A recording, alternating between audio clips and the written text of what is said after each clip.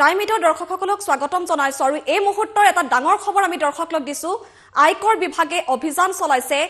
কয়লা মাফিয়া নবীন সিংখালৰ বাসগৃহত কালিৰে পৰা এই অভিযান যথেষ্ট জোৰদাৰ গতিত চলি আছে উৰে নিখা চলিছে এই অভিযান নবীন সিংখালৰ ঘৰ প্ৰতিষ্ঠানত আয়কৰ বিভাগৰ অভিযান অব্যাহত আছে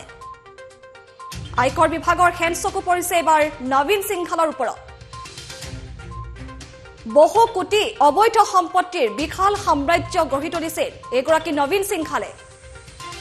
আমি এই মুহূৰ্তত দৰ্শকক জনাই আছো বেলতলাৰ ইউনিক প্লাজাৰ মহালক্ষ্মী গ্ৰুপৰ কাৰ্যালয়ত অভিযান চলিছে মানিক নগৰৰ সিলভাৰ ওক এপাৰ্টমেণ্টত আয়কৰ বিভাগে অভিযান চলাই আছে সপ্তম অষ্টম মহলাত এতিয়াও চলি আছে আয়কৰ বিভাগৰ অভিযান আমি জনাই আছো এই মুহূৰ্তত আটাইতকৈ ডাঙৰ খবৰ কয়লা মাফিয়া নবীন সিংখালৰ বিলাসী অট্টালিকাত আয়কৰ বিভাগৰ হেনচকু আয়কৰ বিভাগে অভিযান চলাইছে কয়লাৰ কলা ব্যৱসায়ৰ বিৰুদ্ধে কঠোৰ হৈছে কেন্দ্ৰ কেৱল গুৱাহাটীয়ে নহয় ডিগবৈ মাঘেৰিটা বহুকেইটা প্ৰান্তত আয়কৰ বিভাগৰ অভিযান চলিছে বহু কোটি অবৈধ সম্পত্তিৰ বিশাল সাম্ৰাজ্য গঢ়ি উঠিছিল মহানগৰীৰ বহুকেইটা প্ৰান্তত অবৈধ সম্পত্তিৰ বিশাল সাম্ৰাজ্য গঢ়ি উঠিছিল এগৰাকী নবীন সিংখালে আৰু শুকুৰবাৰে পুৱা 10 বজাৰ পৰা এই অভিযান চলিছে কালি উৰে নিখা এই অভিযান জোৰদাৰ গতিত চলি আছে এই অভিযানত বহু কোটি অবৈধ সম্পত্তি বাজেয়াপ্ত কৰিবলৈ সক্ষম হৈছে বহিৰাগত বনিয়াই কয়লাৰ চুৰাং বেহাখন নিয়ন্ত্ৰণ কৰি আছে ৰাজ্যৰ বিভিন্ন প্ৰান্তত বহু কয়লা মাফিয়া এতিয়া জালত পৰাৰ সম্ভাৱনা আছে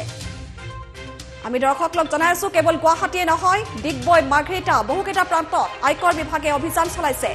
আয়কৰ বিভাগৰ হেনচকু পৰিছে এবাৰ কয়লা মাফিয়াৰ ওপৰত আমি কালিৰ পৰা দৰ্শকক দেখুৱাই আছো যি বাতৰিয়ে সমগ্ৰ অসম জুৰি যথেষ্ট জোকাৰণিৰ সৃষ্টি কৰিছে বহু কয়লা মাফিয়া এতিয়া জালত পৰাৰ সম্ভাৱনা আছে নবীন সিংখাল বৃহৎ সম্পত্তিৰ সাম্ৰাজ্য গঢ়ি উঠিছিল মহানগৰীত বহুকেইটা প্ৰান্তত বৃহৎ বৃহৎ অট্টালিকা যেটো গঢ় লৈ তুলিছিল এগৰাকী নবীন সিংখালে তেওঁৰ ছত্ৰছায়াত আৰু বহু কেইজন জালত পৰাৰ সম্ভাৱনা আছে কেৱল নবীন সিংখালে নহয় পংকজ চৌধুৰী বাসগৃহতো অভিযান চলিছে আয়কৰ বিভাগৰ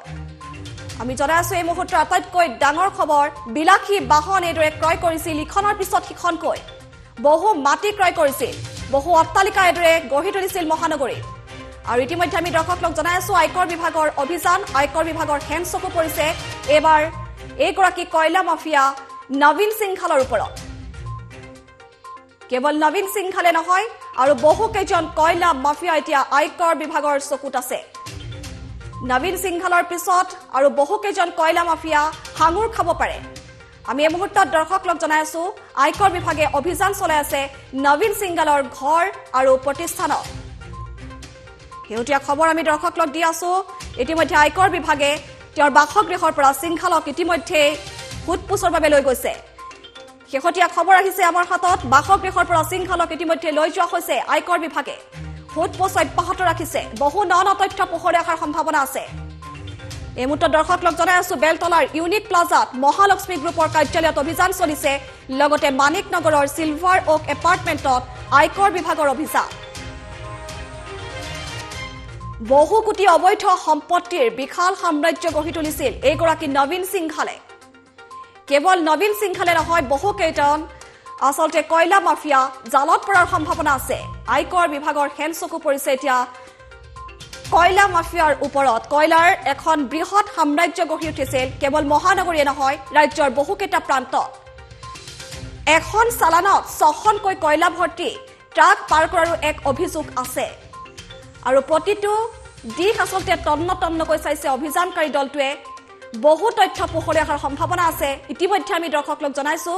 বাসগৃহৰ পৰা ইতিমধ্যে সিংখালক লৈ যোৱা হৈছে আয়কৰ বিভাগে লৈ গৈছে সেই দৃশ্যাংশ আমি দৰ্শকক এই মুহূৰ্তত দেখুৱাই আছো আয়কৰ বিভাগে হুটপুছৰ বাবে লৈ গৈছে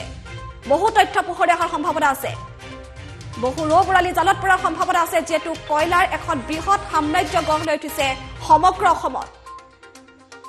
এইসকল কয়লা মাফিয়াই ৰাজ্যৰ বহুকেইটা প্ৰান্তত বৃহৎ সম্পত্তিয়ে নহয় তেওঁলোকে বহুতৰ নামত পৰিয়ালৰ লোকসকলৰ নামত তেওঁলোকে মাটি ক্ৰয় কৰিছে বিলাসী বাহন ক্ৰয় কৰিছে আৰু অৱশেষত আয়কৰ বিভাগৰ চকুত পৰিছে এতিয়া জিএছটিৰ সুৰুঙালৈ ফাঁকি দি আহিছিল আয়কৰ ফাঁকি দি এতিয়া আয়কৰ বিভাগৰ জালত পৰিছে এইগৰাকী নবীন সিংঘাল আমি টাইম 8ৰ দৰ্শকসকলক দেখুৱাই আছো নবীন সিংঘালৰ প্ৰতিষ্ঠান ঘৰ সকলোতে চলিছে আয়কৰ বিভাগৰ অভিযান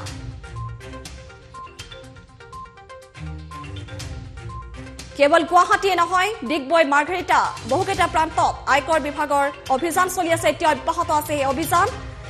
পংকজ চৌধুৰী কয়লা মাফিয়া পংকজ চৌধুৰী বাসগৃহতো অভিযান চলিছে বহু কোটি অবৈধ সম্পত্তি বাজেয়াপ্ত কৰিবলৈ সক্ষম হৈছে আয়কৰ বিভাগে আৰু বহুকেইটা দিশ তন্নতন্নকৈ তেওঁলোকে নিৰীক্ষণ কৰি আছে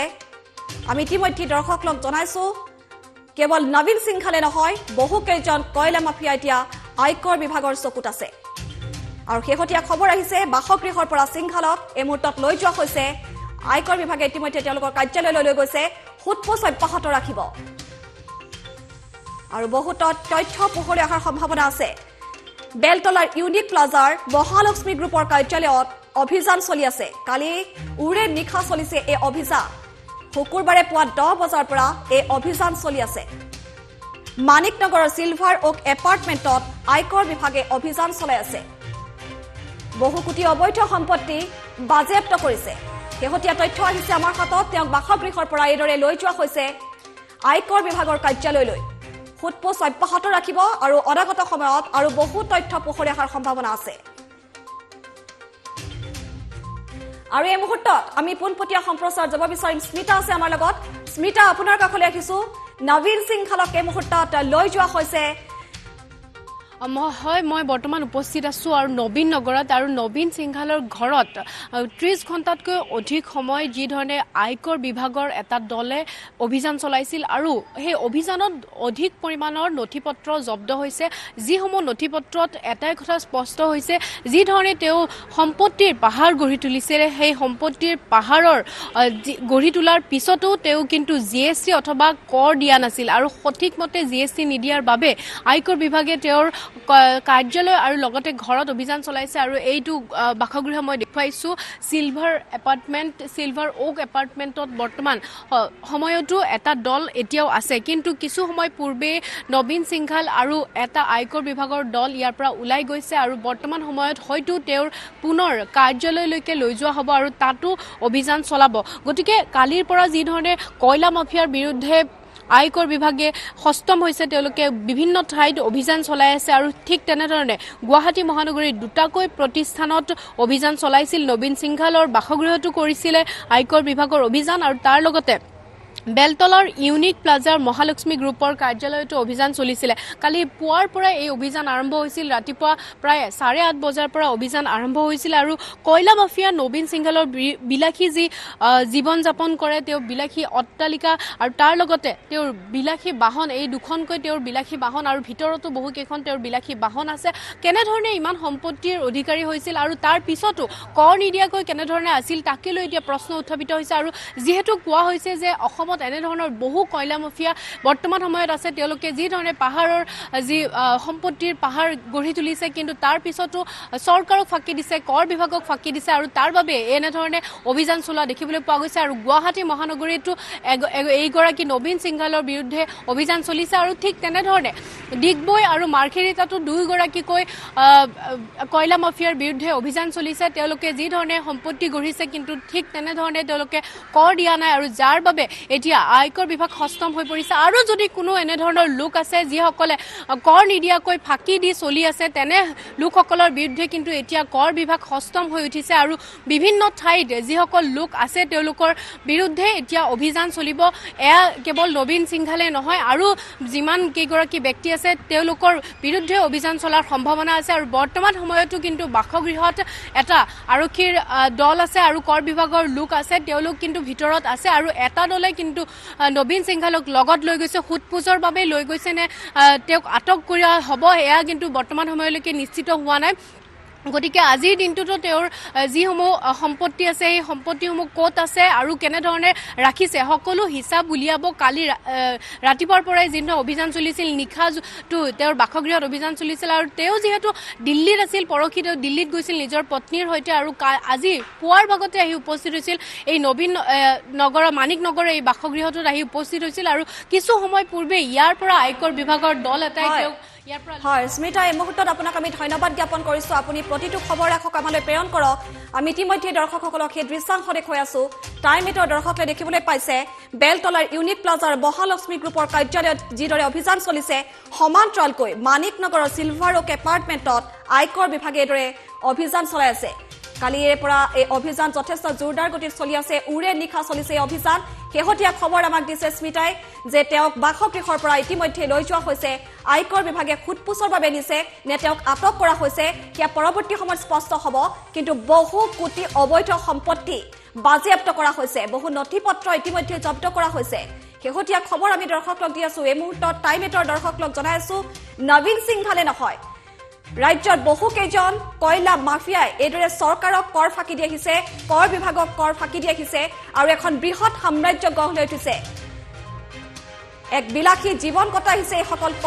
কয়লা মাফিয়াই আৰু শেহতীয়াকৈ আয়কৰ বিভাগৰ হেন চকু পৰিছে তেওঁলোকৰ ওপৰত আমি ইতিমধ্যে জনাইছো যেটো নবীন সিংঘালৰ বাসগৃহৰ লগতে তেওঁলোকৰ প্ৰতিষ্ঠান ইতিমধ্যে আয়কৰ বিভাগে অভিযান চলাই আছে সমান্তৰালকৈ কেৱল গুৱাহাটীয়ে নহয় ডিগবৈ মাঘেৰিটা বহুকেইটা প্ৰান্তত এই অভিযান জোৰদাৰ গতিত চলি আছে আৰু এনেদৰে বহিৰাগত বনিয়াই কয়লাৰ চোৰাং বেহাখন নিয়ন্ত্ৰণ কৰি আহিছে অৱশেষত কেন্দ্ৰ যথেষ্ট তৎপৰ হৈছে আৰু শেহতীয়াকৈ আয়কৰ বিভাগে এই অভিযান চলাই আছে আমি দৰ্শকক জনাইছো বাসগৃহৰ পৰা ইতিমধ্যে সিংঘালক লৈ যোৱা হৈছে আয়কৰ বিভাগৰ কাৰ্যালয়লৈ খুটপুচৰ বাবে নিছে নে তেওঁক আটক কৰা হৈছে সেয়া পৰৱৰ্তী সময়ত স্পষ্ট হ'ব কিন্তু এই মুহূৰ্তত আমি দৰ্শকক জনাই আছো কেৱল নবীন সিংঘালে নহয় বহু কেইজন কয়লা মাফিয়া এতিয়া আয়কৰ বিভাগৰ চকুত আছে